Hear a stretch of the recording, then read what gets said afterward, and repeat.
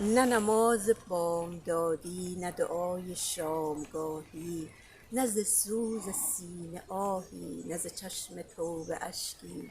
به فغانم از دل و تن نگو دو دشمن.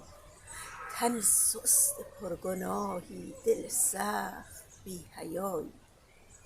این شعرهایی که خوندم از یکی از مفاخر ادب پارسی ایران معاصره، حبیب یغمایی، متولد 1280 در خور جندق و بیابانک که اون موقع تابع سمنان بود و حال تابع اصفهانه.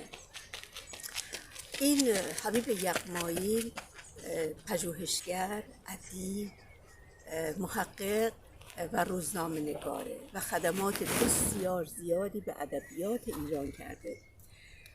مجله وزین یغما 30 سال تمام چاپ کرد از افتخارات و خودش یک وزنه است در ادبیات ایران.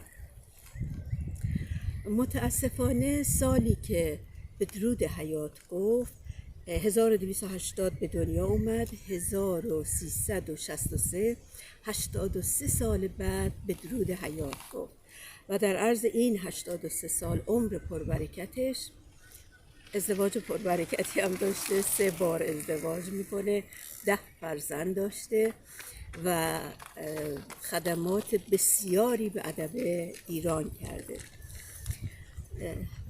در عرض 30 سال یک بار نشد که مجله یغما چاپ نشه و به طور مرتب این مجله وزین رو چاپ کرد.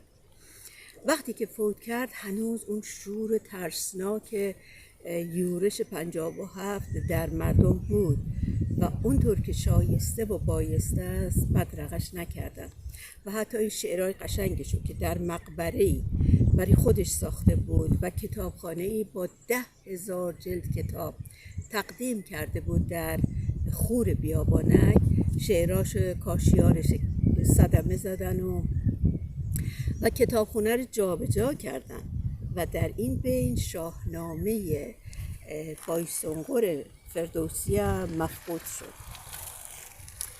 ما شقایق‌های باران خورده ایم، سیلی ناحق فراوان خورده ایم.